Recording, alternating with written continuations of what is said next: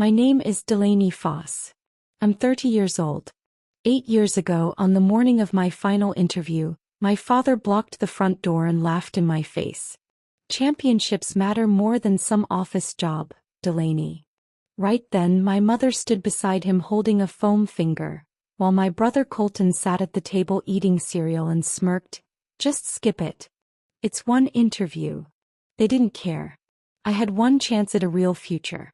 They wanted me to stay home and cheer for him like I always had. So I stepped past my father, walked out the back door, and never looked back.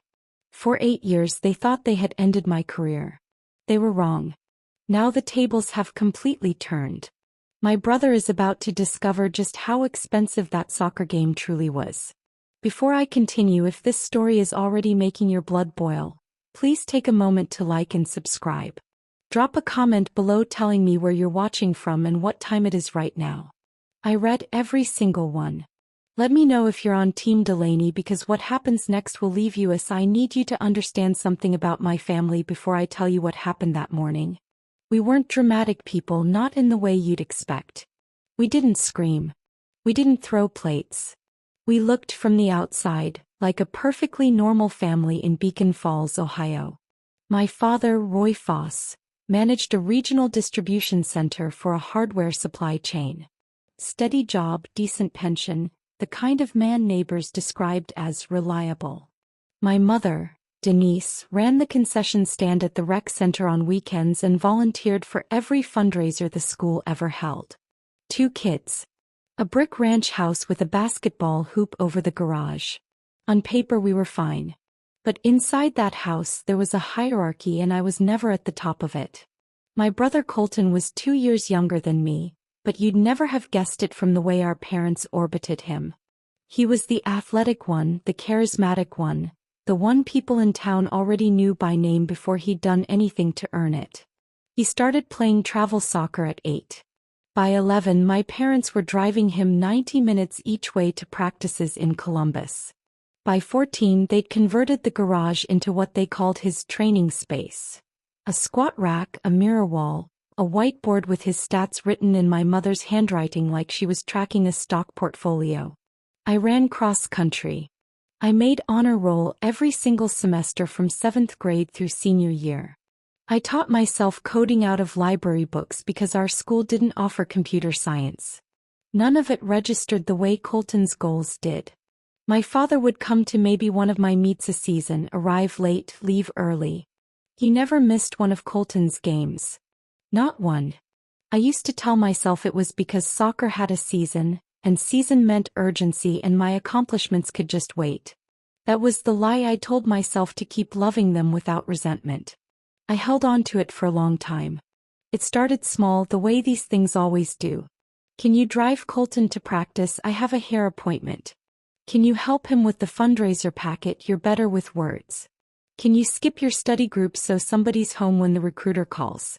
By the time I was in college, I was still doing it from 3 hours away, writing his college application essays over the phone because he didn't have the head for that stuff, proofreading emails to coaches, managing his highlight reel because he never got around to organizing the footage himself.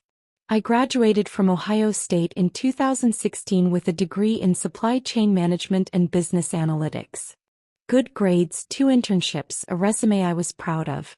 I moved back to Beacon Falls for a year to save money before applying anywhere serious, and that year turned into the loneliest 12 months of my life. I worked retail. I applied to jobs at night after closing shifts. And every single dinner, every single conversation at that table circled back to Colton. His club team. His college recruitment.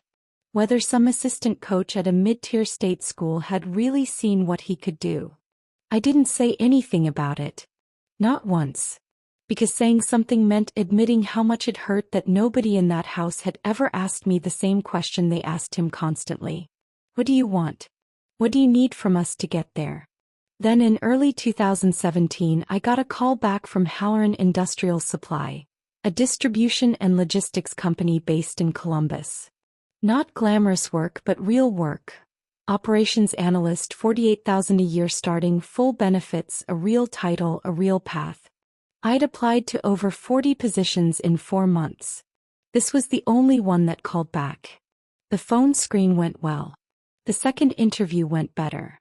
Then they invited me in for a final round with the regional VP in person Monday morning 9 sharp. I read that email so many times I could recite it in my sleep. I printed it out and kept it folded in my nightstand drawer like it was something that might get taken from me if I left it out in the open. Looking back, some part of me already knew. The interview was the only thing standing between me and an actual future. A paycheck that was mine.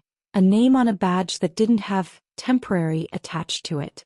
I had exactly one shot at it, one narrow window on one Monday morning, and I had already told my manager at the retail job I needed the day off. What I didn't know yet was that Colton had a regional championship match scheduled for the exact same morning, one town over, and that my parents had already decided without asking me which one of us mattered enough to show up for. I want you to sit with that for a second. Because what happened next is the reason I'm sitting here today on the other side of a story I never asked to be part of. If you've ever been the child whose plans were negotiable while your siblings were sacred, drop the word duties in the comments below. I read every one of them. And stay with me because this story is about to get a lot worse before it gets better. To understand how deep this went, you have to understand the accounting nobody ever did out loud in our house. The invisible ledger where my time was worth less than Colton's convenience. By the time I was in high school, my role in the family had solidified into something unspoken but absolute. I was the responsible one, which in Foss family language meant I was the one whose needs could be rescheduled. Colton was the promising one, which meant his needs were treated like appointments with fate itself. Miss one and you'd apparently ruined his whole future. I remember being 15 and giving up a spot on the yearbook committee because my mother needed me to watch Colton's Saturday tournament and keep stats for the coach, since nobody else's parents wanted to volunteer. I remember being 16 and staying home from a friend's birthday party to help my father repaint the lines on the driveway so Colton could practice his footwork drills without kicking the ball into the flower beds. I remember being 17, sitting in the stands at a rec league game that didn't even count for anything, while my acceptance letter to the National Honor Society sat unopened on the kitchen counter for 4 days because nobody thought to mention it to me until I found it myself. None of these were catastrophic on their own. That's the part people don't understand about a house like mine. There was no single moment you could point to and say, that's the abuse. It was cumulative. It was 1,000 small votes cast in the same direction over and over, until the outcome was inevitable and nobody had to say it out loud.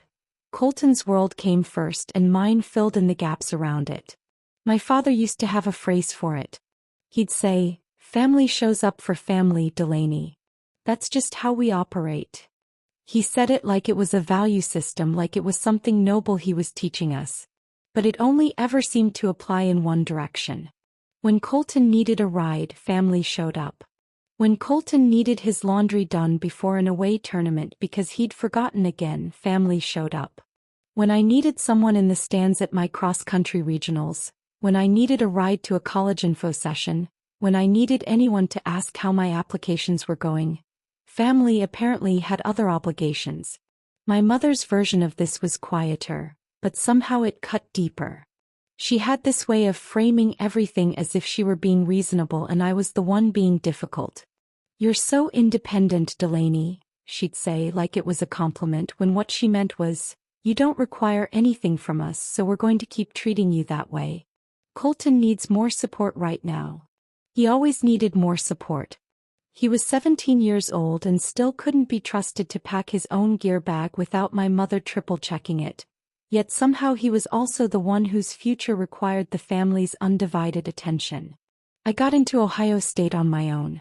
Filled out the FAFSA myself at the kitchen table on a Tuesday night while my parents were at Colton's club team banquet 3 counties over, celebrating a most improved trophy for a season where he'd started maybe 6 games.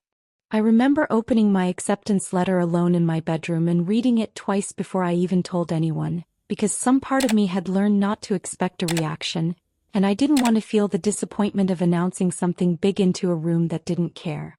When I did tell them, my father said, "That's great, Han," without looking up from the TV, then spent the next 20 minutes talking about a scouting report Colton's coach had sent over. My mother hugged me, which I'll give her credit for, but even that hug felt transactional, like she was checking a box marked supportive parent before turning back to the conversation that actually held her attention. College didn't change the pattern.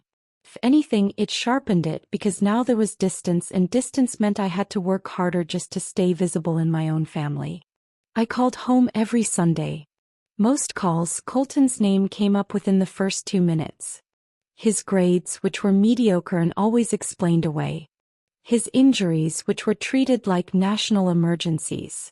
His recruitment, which by junior year of high school had become the central organizing narrative of my parents' entire emotional lives. I graduated in 4 years with a 3.7 GPA, paid for partly through loans I was still carrying, partly through 2 internships I'd hustled for entirely on my own, with no help from anyone finding them, applying to them, or preparing me for the interviews. My parents drove up for the ceremony. My father left before the reception because Colton had a summer showcase game that evening and he didn't want to miss warm-ups. I stood in my cap and gown outside the Schottenstein Center holding a bouquet my roommate's parents had bought me, because mine had already left, and I told myself, this is fine, this is just how it is, they love you in their own way. I believed that for a long time. I needed to believe it because the alternative, that I simply mattered less to them, was too heavy to carry into a graduation photo. When I moved back to Beacon Falls that year to save money before my next move, I thought maybe proximity would fix something. Maybe if I was physically present in the house at the table, they'd finally recalibrate. Instead, proximity just meant I became more useful. I picked up shifts covering for my mother at the concession stand. I drove Colton to practice on the days my father worked late.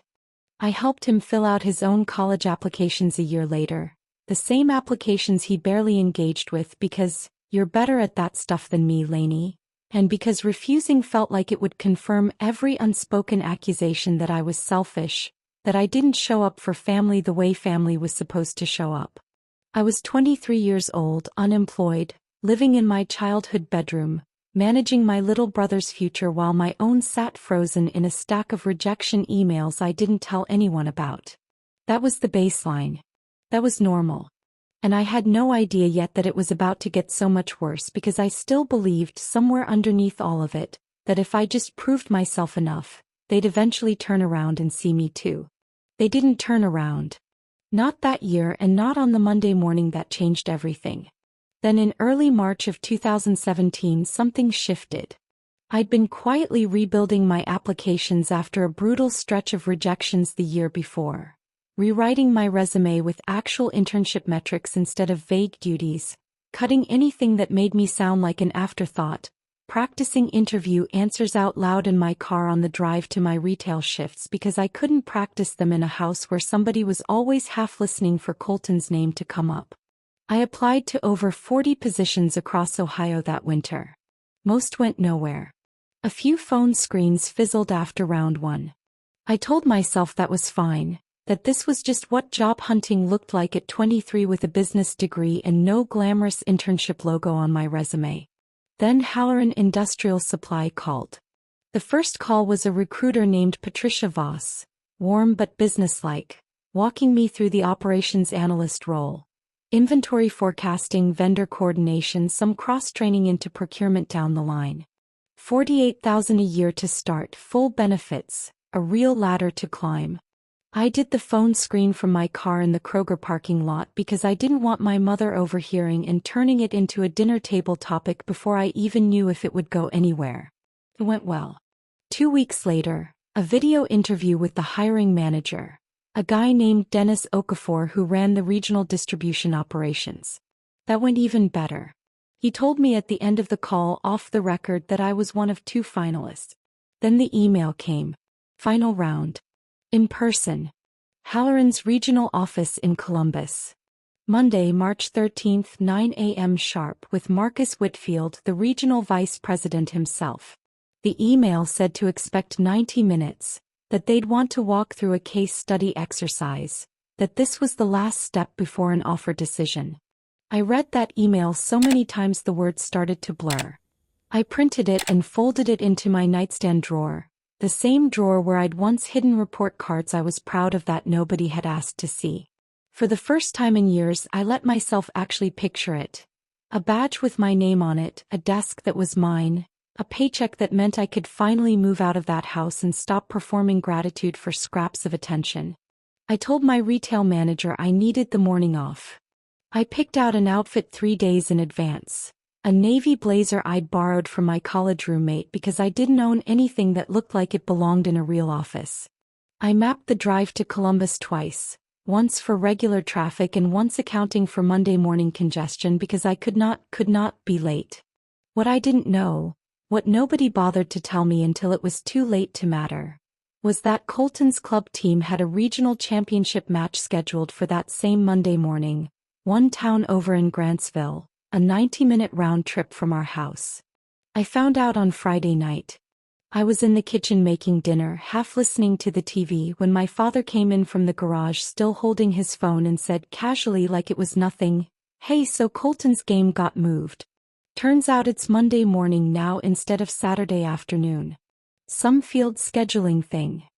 I said, "Okay," because at that point it genuinely hadn't registered as a threat. Monday morning was my interview. Colton's game was a separate event in a separate town requiring separate people.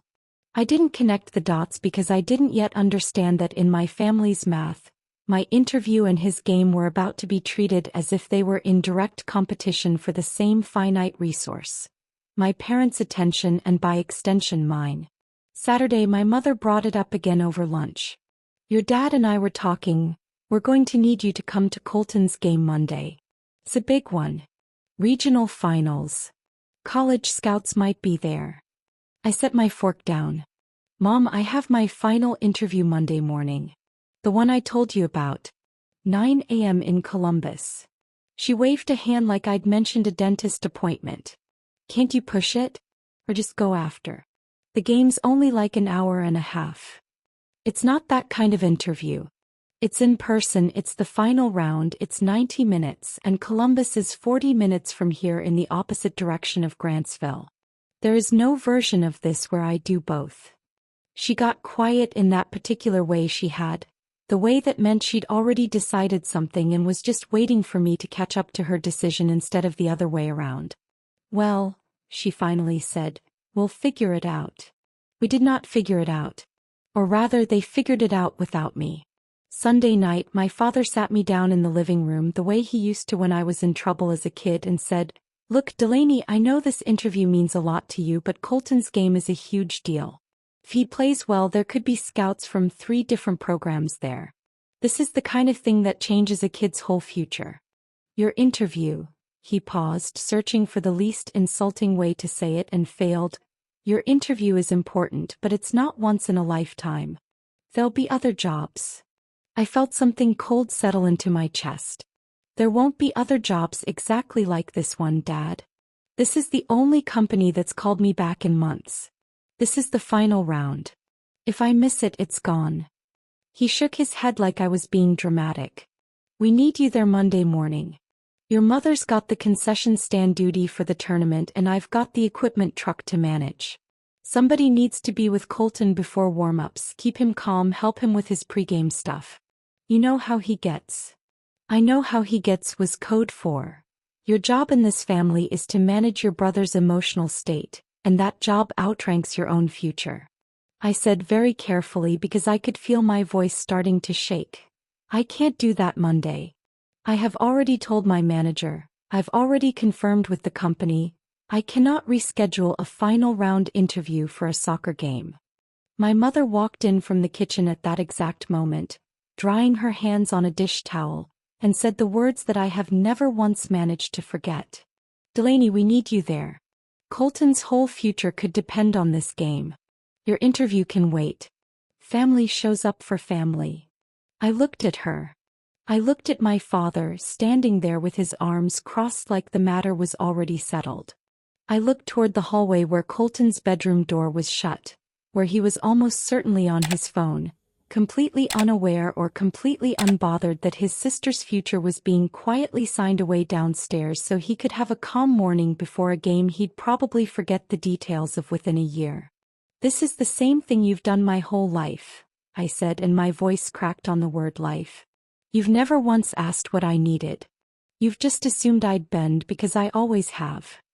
My father's jaw tightened. "Don't be so dramatic. It's one morning." "It's not one morning. It's the only morning that's ever going to matter for this." Nobody said anything else. My mother went back to the kitchen. My father turned the TV back on. And I stood there in the middle of that living room at 23 years old, fully understanding for the first time with total clarity instead of quiet denial, exactly where I ranked in my own family. I went up to my room that night and didn't sleep. I lay there staring at the ceiling, running the numbers over and over. The drive time to Columbus, the drive time to Grantsville, the impossible overlap, the fact that my parents hadn't even offered a compromise, hadn't even asked Colton if he actually needed me there, hadn't asked anyone anything. They had simply decided the way they always decided and expected me to fall in line the way I always had. Somewhere around 2 in the morning, staring at that ceiling, I made a decision of my own. Quietly. Without telling anyone. A decision that would take effect the following morning and that none of them saw coming, because they had never once considered that I might stop falling in line. Monday morning, March 13, 2017. I woke up before my alarm, before the sun, before anyone else in the house was stirring. I'd laid the borrowed navy blazer over my desk chair the night before like a soldier prepping their uniform for battle. And in the gray 5 a.m. light it looked almost sacred, the one clean, certain thing in a house full of quiet chaos. I didn't tell my parents I was still going. I didn't announce anything, didn't leave a note, didn't stage a confrontation I knew I'd lose. I had learned over 23 years that arguing with my parents about Colton never worked, because the argument itself was rigged from the start. Any defense of my needs got reframed as selfishness, and any accusation against Colton got reframed as jealousy. So instead of fighting, I did something I had never once done in my life. I simply didn't ask permission. I showered, dressed, ate a granola bar standing at the kitchen counter in the dark, and left the house at 6:50 a.m., an hour before anyone else was even awake, well before my father would start expecting me to appear in the kitchen ready to drive Colton to Grantsville. I left a text on the family group chat, the one we used mostly for grocery reminders and Colton's schedule changes. It said, "Interview today. Can't make the game. Good luck to Colton." Then I turned my phone to silent and put it in the glove compartment. I want to tell you the drive to Columbus felt triumphant. It didn't. My hands shook on the steering wheel the entire 40 minutes. I kept waiting for a wave of guilt to hit me, the way it always had whenever I'd put myself first, even in tiny ways. Came right on schedule, somewhere around the second exit ramp. A hot, familiar shame crawling up my throat, whispering that I was selfish, that I was choosing myself over my own brother, that I was proving every unspoken accusation my parents had ever leveled at me without saying it out loud. I let the shame ride with me the whole way there, because I didn't yet have the tools to argue with it. I just refused to turn the car around. I arrived at Halloran Industrial Supplies Columbus office at 8:42 a.m., 18 minutes early, and sat in my car in the parking lot doing the breathing exercises I'd read about the night before, the ones meant to calm you down before something important. My phone, when I finally checked it at a red light 2 blocks earlier, had 11 missed calls. 6 from my mother. 4 from my father. 1 from a number I didn't recognize that turned out days later to be Colton, calling me directly for maybe the 3rd time in his adult life. I didn't listen to a single voicemail before I walked inside. I couldn't. I needed every ounce of composure I had left for what was waiting for me in that conference room. Marcus Whitfield turned out to be exactly the kind of interviewer you hope for and almost never get. Direct, unpretentious, clearly more interested in how I thought through problems than in how polished my answers sounded. He walked me through a case study about a fictional supply chain bottleneck at a distribution hub, watched me work through the logic out loud, asked good follow-up questions, pushed back twice just to see how I'd hold my ground. 90 minutes turned into nearly 2 hours. At the end he shook my hand and said, "I'll be honest, you were sharper under pressure than most candidates twice your age. We'll be in touch by the end of the week." I made it back to my car before I let myself cry. Not from sadness. From something closer to relief, the strange, disorienting relief of having done the one thing I'd never allowed myself to do. Choose myself fully with no hedge, no compromise, no last-minute cave. Then I turned my phone back on and the relief didn't last long. 14 missed calls now. Voicemails stacked up like evidence at a trial. I sat in that parking lot and listened to all of them in order because some masochistic part of me needed to hear exactly how bad it was before I drove home to face it in person. My mother's first voicemail, timestamp 7:15 a.m., was confused more than angry. "Delaney, honey, where are you? We need you to help get Colton ready. Call me back." The second, 7:40 sharper. "Delaney, this isn't funny. Your brother needs you here. Call me the second you get this." By the fourth voicemail, 8:20 a.m., her voice had shifted into something colder, more clipped. "I don't know what's gotten into you, but this is incredibly selfish, even for you. Even for you." I sat with that phrase for a long time. My father's voicemails were shorter, angrier, more direct. The last one, left at 9:05 a.m. while I was presumably somewhere in the middle of my case study exercise, said only, "Delaney, call me back. No. This is unacceptable." I found out later, piece by piece, what had actually happened at Grantsville that morning. Colton had shown up without me there to help him get calm, which apparently meant he'd spent the pre-game warm-up unusually anxious, snapped at a teammate during drills, and then played what his own coach later described as one of his worst halves of the season. 2 careless turnovers, a yellow card for a reckless tackle born out of frustration, and a missed shot from 6 yards out that he sailed over the crossbar in a moment that, according to my mother, could have changed everything if the scouts in attendance had seen a different version of him. I don't say this to be cruel about my brother. I say it because it matters to what happened later. Colton wasn't a bad athlete. He was, by every account, a genuinely talented one. But my family had spent years building an entire mythology around the idea that his success depended on constant management, that he needed his sister there smoothing his emotional edges before he could function, that without that scaffolding he'd crumble. And on the one morning that scaffolding wasn't there, instead of anyone stopping to ask why an 18-year-old required that level of hand-holding before a soccer match, they simply blamed me for removing it. I drove home from Columbus that afternoon already knowing exactly what was waiting for me. I pulled into the driveway around 3:30 and sat in the car for a full 5 minutes before I could make myself go inside. The kitchen was silent when I walked in, the particular loaded silence of a house that has been arguing about you all day without you present to defend yourself. My mother was at the table, arms crossed, eyes red-rimmed. My father stood by the sink, jaw set. Colton wasn't home yet, still at the field or maybe avoiding the house entirely, I never found out which. "How was your little interview?" my mother asked, and the word little did more damage than anything else she said that day. "It went well," I said. "I think I have a real shot at the job." "Good for you," my father said in a tone that made it clear it was not, in fact, good for anyone as far as he was concerned. "Must feel nice doing whatever you want whenever you want without thinking about anyone but yourself." "I have spent my entire life thinking about everyone but myself," I said, and my voice came out steadier than I expected. This was one morning out of years where I finally didn't. My mother's eyes filled with tears, the kind of tears that were less about grief and more about control slipping through her fingers. "Your brother needed you today and you weren't there. Do you understand what that game meant? Do you understand what you might have cost him?" I looked at her for a long moment. "Do you understand what almost missing this interview would have cost me?" Nobody had an answer for that. Nobody ever had an answer for that because in 23 years, it had never once been a question anyone in that house thought to ask. I didn't get an apology that day. I didn't get one that week or that month or really ever, not a real one. What I got instead was a slow, cold freeze.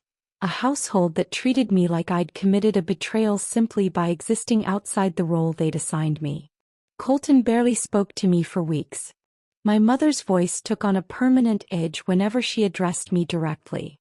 My father started making comments, offhand but pointed, about people who only think about themselves. Kept my head down. I didn't argue anymore because arguing had never once worked. I went back to my retail shifts, kept checking my email obsessively, and waited to hear back from Halloran, half convinced that even the one thing I'd finally done for myself, was somehow going to slip away too, the way everything good in my life seemed to when it came into contact with that house. I had no idea that in 8 years the silence I was sitting in that week would flip completely, and that the same brother who couldn't function without me smoothing his path would one day be handed to me directly, on an organizational chart with my name above his. The offer from Halloran Industrial Supply came on a Thursday afternoon, 4 days after the interview, while I was folding shirts on my break at the retail store. Patricia Voss called instead of emailing, which I'd later learn was a good sign. They only called when they wanted to close quickly. $48,000 a year, full benefits, start date in 3 weeks. I stood in the stockroom with a stack of unfolded polos in my arms and cried for the second time that month, this time without a single ounce of guilt attached to it. I told my parents that night at dinner, flatly without ceremony, because I'd learned by then not to expect a reaction that matched the size of the news. My father said, "That's good, Delaney," and went back to his plate. My mother managed a stiff, "Well, I'm glad something good came out of all that," which was as close to acknowledgement as I was going to get. Colton wasn't at dinner. He'd started eating in his room most nights that spring, and I never asked why because by then I'd stopped extending myself toward a relationship that only ever ran in one direction. I moved out 3 weeks later into a studio apartment 11 miles from Beacon Falls, close enough to feel reachable, far enough to finally breathe. I started at Halloran in early April 2017 as an operations analyst under Dennis Okafor, the hiring manager who'd first flagged me as a finalist. The first year was unglamorous.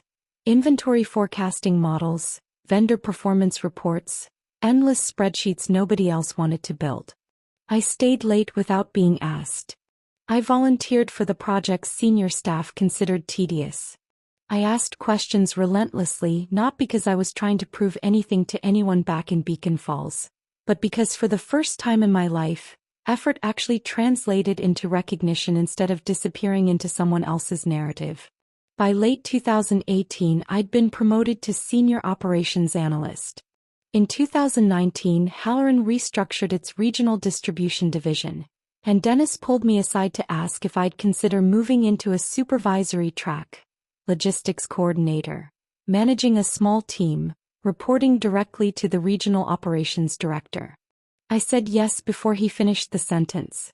Meanwhile, Colton's soccer career followed a trajectory that, if I'm honest, I only half paid attention to for a while, because by then I'd built enough distance that I wasn't tracking his life the way I once had.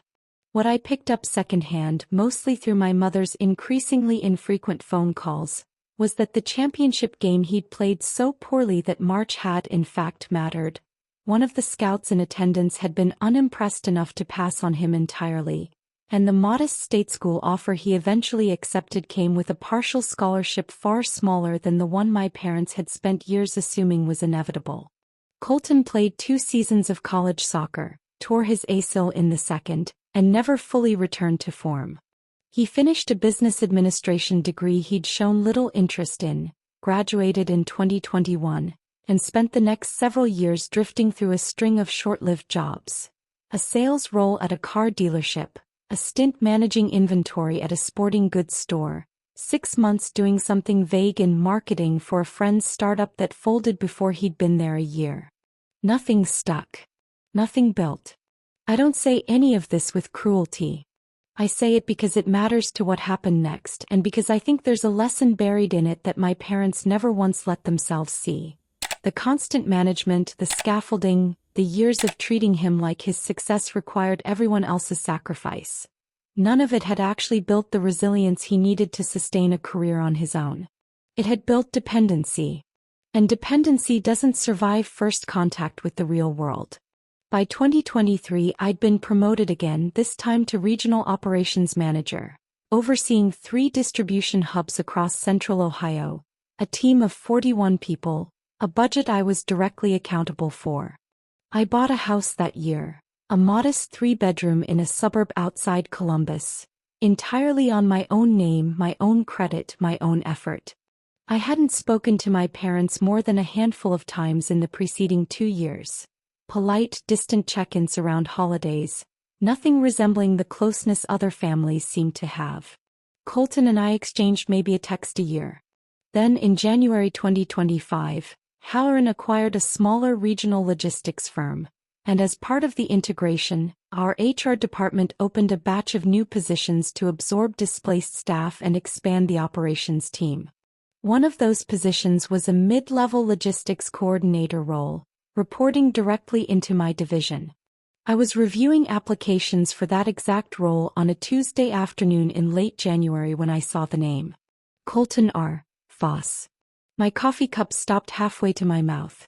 For a full 10 seconds I genuinely thought it might be a coincidence, a different Foss, a different Colton. Ohio isn't that small, but it isn't that big either, and something in my chest already knew before my brain caught up. I opened the application. The resume loaded slowly and there it was, unmistakable. Colton Foss, Beacon Falls, Ohio. Phone number I recognized instantly because it was the same one that had called me 14 times on a Monday morning 8 years earlier. Education. State University, Business Administration 2021. Work history. 3 jobs in 4 years, none lasting longer than 14 months. No clear thread connecting any of them, nothing resembling the kind of steady trajectory the role actually required. He hadn't listed me as a reference.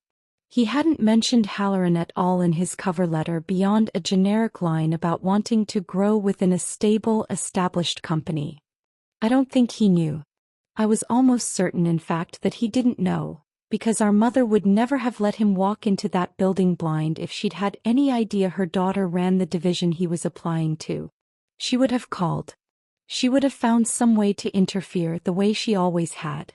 I sat with that application open for nearly 20 minutes before I made a decision. I had 2 options in front of me, the same 2 options I imagine every person in this position eventually faces. I could quietly flag the conflict of interest, recuse myself from the hiring process entirely, hand it to another manager, and let the outcome fall wherever it fell without my fingerprints anywhere near it. Or I could let the process run exactly as it was designed to run, exactly the way it would for any other candidate, and simply be present for it, honestly, transparently, without favor and without sabotage in either direction. I chose the second option, and I want to be clear about why. It wasn't about revenge. If I'd wanted revenge, the easiest path in the world would have been to quietly reject him without explanation and never say a word about it to anyone. What I actually wanted, if I'm honest with myself, was something closer to the truth laid bare. I wanted to see, once and for all, without my parents managing the outcome, without years of built-in favoritism smoothing his path, whether Colton could actually stand on his own merit in a room where nobody was tipping the scale for him. I flagged it to HR the way policy required, disclosed the family relationship, requested a second interviewer sit in alongside me for objectivity, documented every step. My HR partner, a sharp, no-nonsense woman named Carol Ibsen, reviewed the disclosure and said, "As long as it's documented and there's a second evaluator in the room, there's no policy violation. Your call whether you want to stay involved." I stayed involved. The first-round phone screen was conducted by one of my team leads, not me, standard process for every candidate. Colton passed it. His interpersonal skills had always been genuinely strong, whatever else was true about him, and on a phone screen that counts for a lot. The file came back to me for the in-person round scheduling, and that's when I made the call myself, using my direct line at Halloran, the same number that would have appeared on any other candidate's confirmation email. He picked up on the second ring. "This is Colton." "Hi, Colton. This is Delaney Foss calling from Halloran Industrial Supply regarding your application for the logistics coordinator position. There was a pause on the other end long enough that I could hear him processing it, long enough that I knew the moment he understood. Delaney. His voice cracked slightly on the second syllable. You work at, wait, are you serious right now? I am, I said, keeping my voice level, professional, exactly the tone I would have used with any other candidate. I'd like to schedule you for an in-person interview next Tuesday at 10 a.m. Would that work for your schedule? The silence that followed lasted almost 10 full seconds. I let it sit. I didn't fill it, didn't soften it, didn't offer him an exit ramp the way I might have once, back when smoothing his path was simply what I did automatically without being asked. Yeah, he finally said, quieter now. Yeah, that works. Great. I'll send a calendar invite with the details. I'll see you Tuesday, Colton. I hung up before he could say anything else, set my phone down on my desk and sat there for a long moment in the quiet of my office, looking out at the same distribution floor I'd spent 8 years building a career on, one careful, unglamorous, unassisted decision at a time. Somewhere across the state, my brother was sitting with the exact same silence I'd once carried alone in a parking lot outside this very building, finally understanding what it felt like to have your future depend on a room where nobody was going to tip the scale for you. Tuesday, February 4th, 2025. 9:52 a.m. I sat in the conference room on the third floor of Halloran's Columbus office, the same room, coincidentally, where I'd once sat across from Marcus Whitfield 8 years earlier, nerves buzzing, borrowed blazer on my shoulders. This time I sat on the other side of the table in a suit that was mine, in a building where my name badge said Regional Operations Manager instead of applicant. Beside me sat David Kessler, one of my logistics supervisors, brought in as the required second evaluator. Carol Ibsen from HR sat in as well, mostly as a formality, a quiet observer there to ensure the process stayed clean. I'd prepared exactly the way I would for any candidate. Same case study questions, same scoring rubric, same structured format we used across every logistics hire that quarter. I wanted no ambiguity later about whether Colton had been given anything other than a fair shot. He walked in at 9:58, 2 minutes early, wearing a gray suit that fit a little loose in the shoulders, the kind of suit you buy once and wear to every important thing for the next 5 years. He looked older than I remembered, which I suppose made sense, since I hadn't actually looked at him closely in years.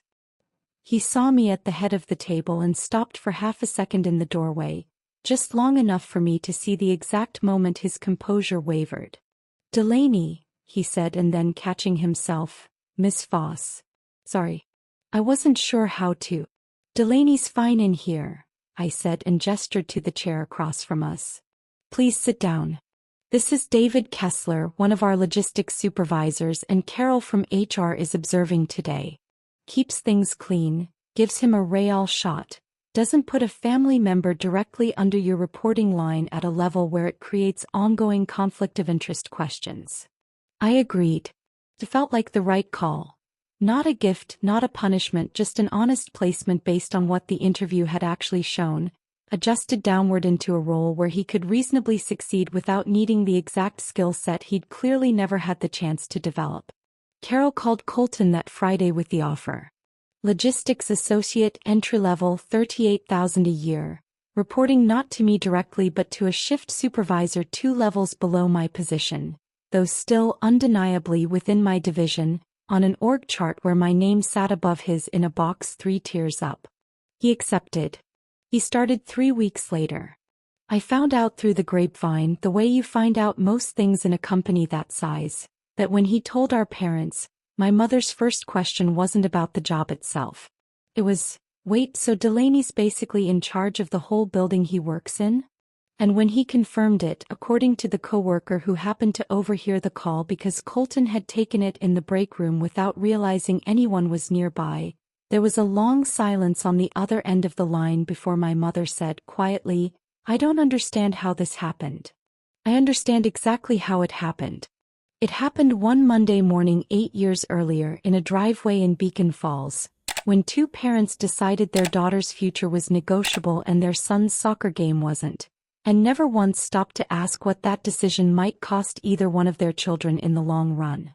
Colton has been at Halloran for about 5 months now.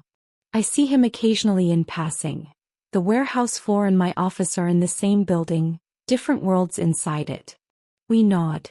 Sometimes we talk for a minute about nothing important, the weather, a schedule change, the kind of small talk two people manage when there's too much unresolved history to say anything real in a hallway. His supervisor tells me he's steady, dependable on routine tasks, still visibly uncomfortable whenever something requires him to improvise without someone checking in on him first. He's not thriving. He's not failing either. He's exactly where his actual skill set placed him for the first time in his life, without anyone tilting the floor to make the landing softer. I didn't do this to punish him. I want to be honest about that because it would be easy to tell this story as a straightforward revenge arc, and it isn't quite that simple. Colton didn't build the system that raised him to need constant scaffolding. Our parents built it, decision by decision, favor by favor, one soccer game and one blocked interview at a time. He simply grew up inside it the same way I grew up inside the version built for me, and neither of us really chose the shape we were handed. But I also refused finally to keep absorbing the cost of that system so he wouldn't have to feel it. That's the boundary.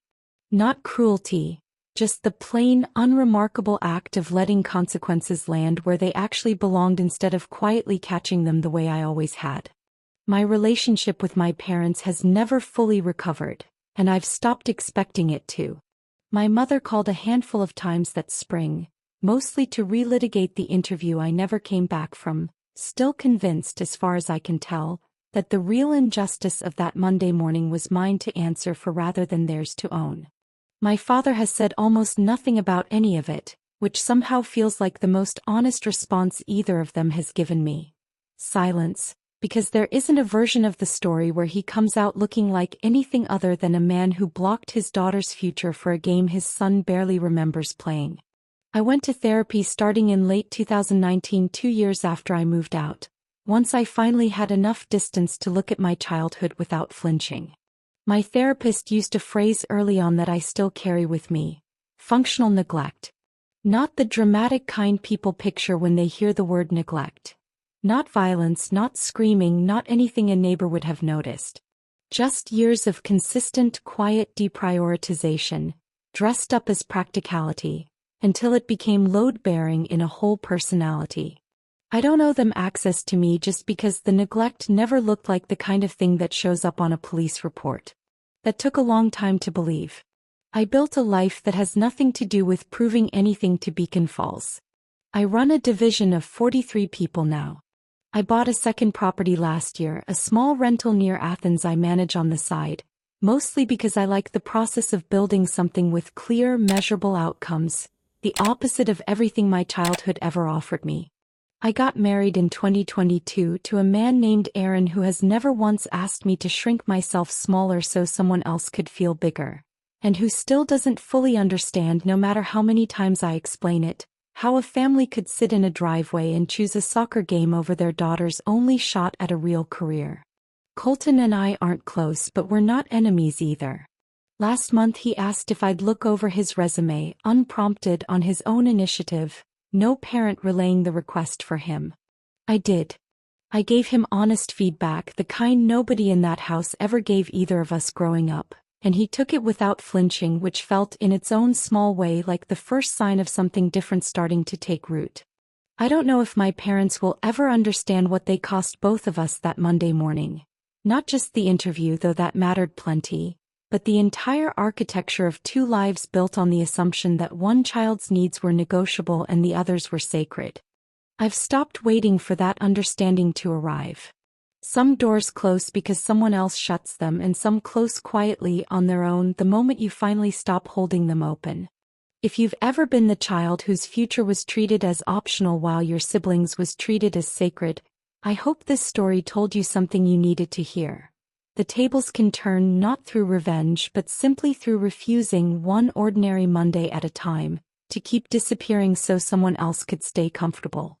Thanks for listening.